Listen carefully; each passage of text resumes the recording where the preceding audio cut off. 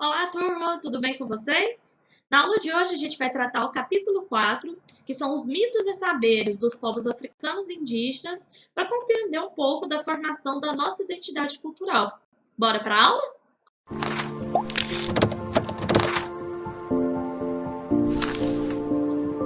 Bom, turma, o percurso que essa unidade faz é interessante porque, além da gente compreender como que se estuda a história, traz um percurso de compreender o surgimento da história humana.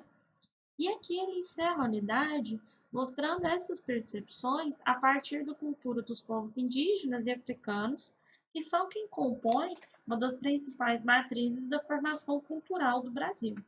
Então é importante primeiro a gente definir três termos importantes. Mito.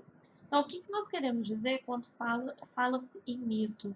São narrativas fantásticas, portanto, são narrativas que têm elementos que não existem na realidade, muitas vezes, e que buscam dar uma explicação para diversos aspectos que existem na realidade. E, em geral, esses mitos são inicialmente, pelo menos, transmitidos de forma oral, passados de geração em geração. Inclusive, em várias sociedades ao longo da história humana, é uma das principais formas de conhecimento para explicar sua realidade ao redor. E depois isso avança para outros processos, através da filosofia e posteriormente da ciência. Além disso, quando nós tratamos em cultura, a gente quer dizer sobre a maneira como as pessoas veem e vivenciam o mundo, o que as pessoas produzem, como elas compreendem a prática religiosa, as expressões artísticas, seja uma música, poesia, dança, além da língua falada. Então, todo momento em que eu mencionar a cultura de um povo, eu estou falando de todos estes elementos. E, por fim, a sociedade, que é a união dessas pessoas que vão interagir de maneira parecida e que compartilham normas, né? Ou seja, algumas regras, leis, formas de agir, maneiras de se organizar. Então, portanto, existe uma única sociedade para toda a história da humanidade? Não.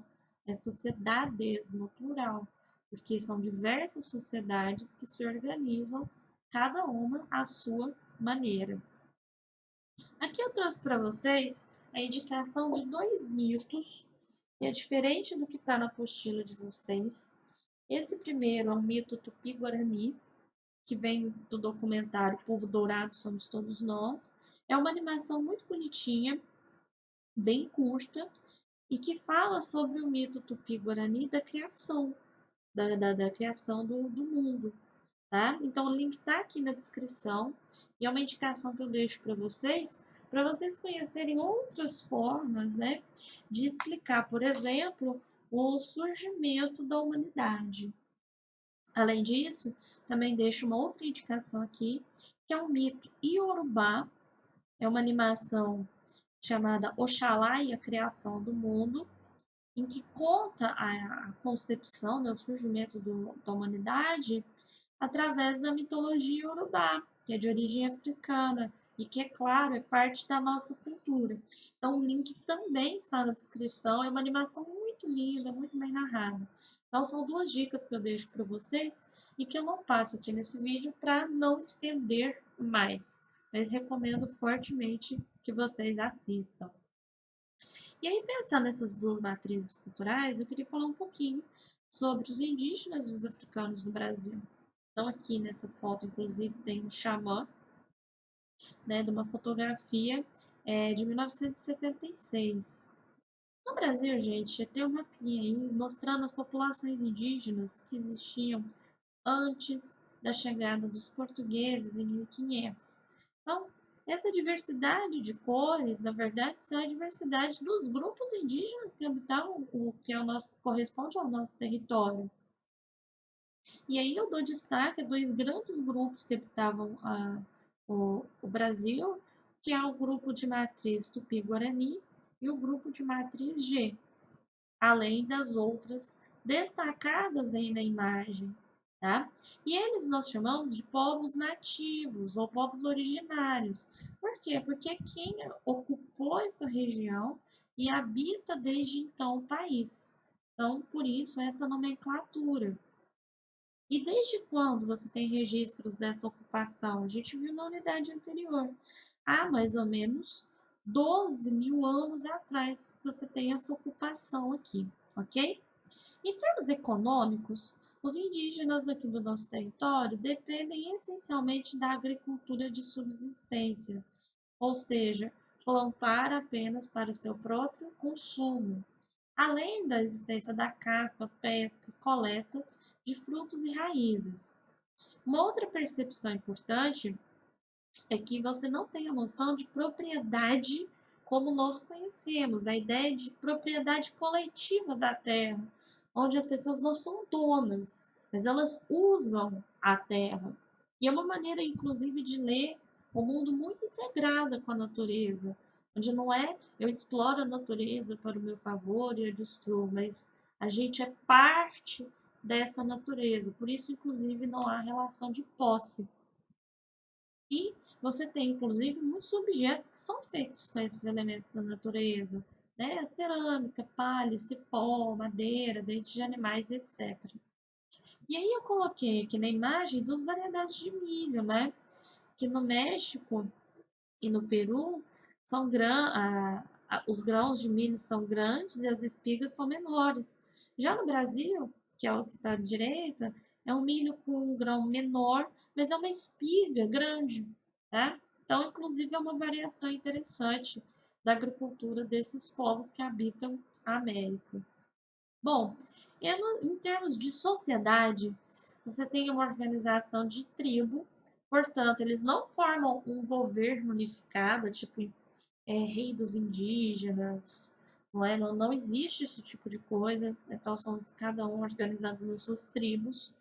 E aí, quem que na sua tribo é o representante politicamente falando? É o cacique.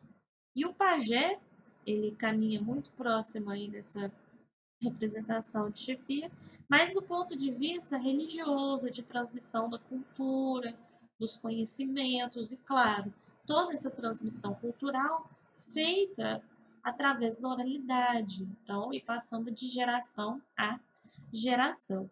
Aí na imagem eu deixo dois exemplos de moradia, uma que é a moradia tupi, na região do Amazonas, e aí você vê aqui as moradias chavantes, que é mais ou menos no estado do Mato Grosso, que tem uma estrutura um pouco diferente da apresentada.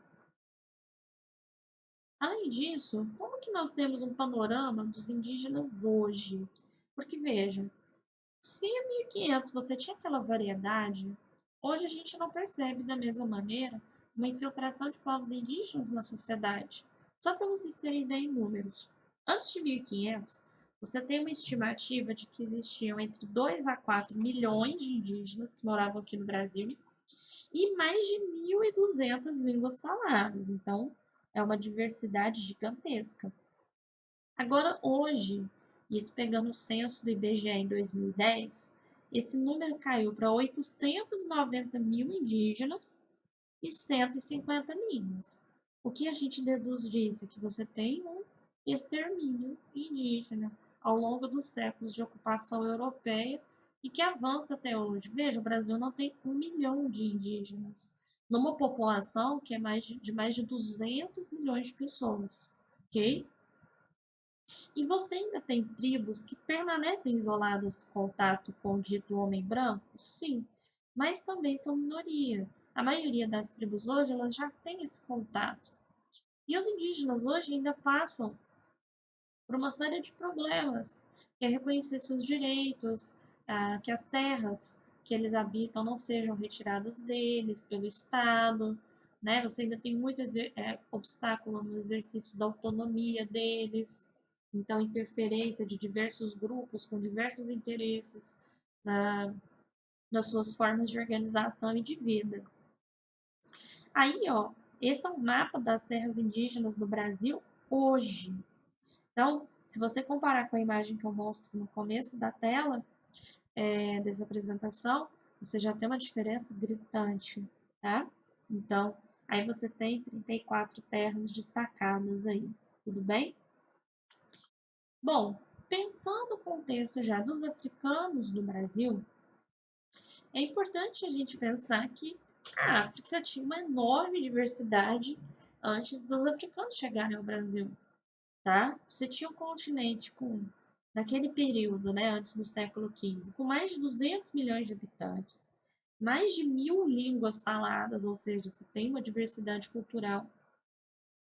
Essa diversidade cultural também ela é interessante porque ela pega elementos dos árabes ali no Oriente Médio, principalmente na África do Norte, e você tem grandes impérios ali, inclusive impérios riquíssimos, como o Império de Gana, Mali, Songhai, além de civilizações que, em geral, em muitas situações se organizavam de maneira tribal ou em cidades-estado, e que a gente destaca os povos iorubás e os bantus, né, que tinham uma cultura em comum.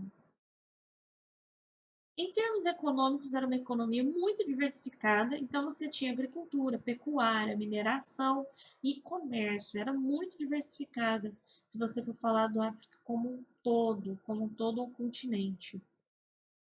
E há destaque aí para a importância da oralidade no sentido de transmissão de conhecimento e tradições. Muitos povos da África, antes do século XV, e até hoje também existe isso, não possuem cultura escrita. Então, portanto, toda a aquisição de conhecimento, de noções sobre sua história e etc., é feita de maneira oral, tá? Aí eu trouxe um mapinha para vocês, só para vocês conhecerem algumas regiões da África. São regiões até hoje.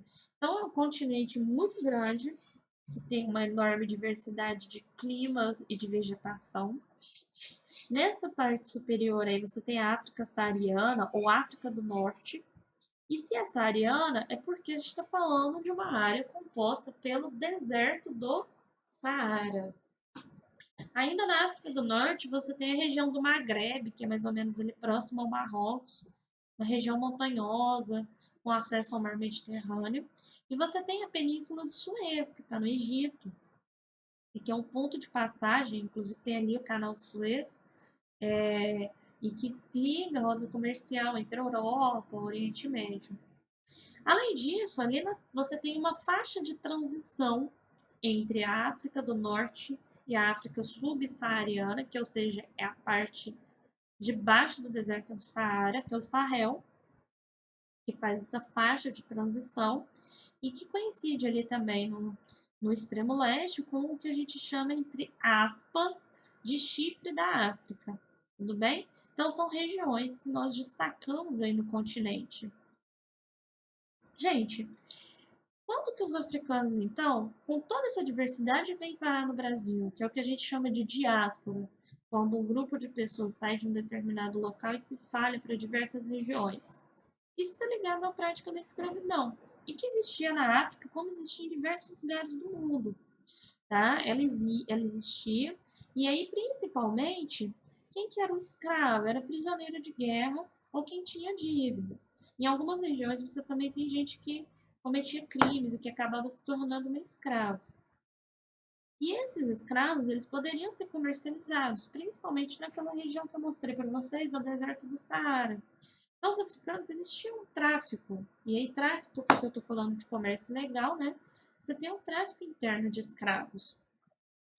Agora, onde que é um ponto de virada aí? É a presença do europeu, a partir do século XIV e XV no continente, que vai perceber esse comércio, vai perceber essa existência dessa prática e que vai ver nisso uma oportunidade de tornar esse comércio mundial e que começa a se tipificar a ideia de que no mundo, quem que é a pessoa passível de ser escravizada? O africano. E aí, claro, torna o processo mais violento e demandando muito mais escravos.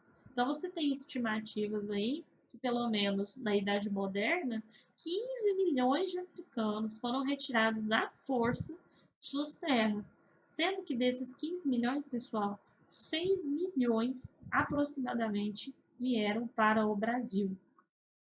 Aí, ó, inclusive você tem um mapinha dessa diáspora africana.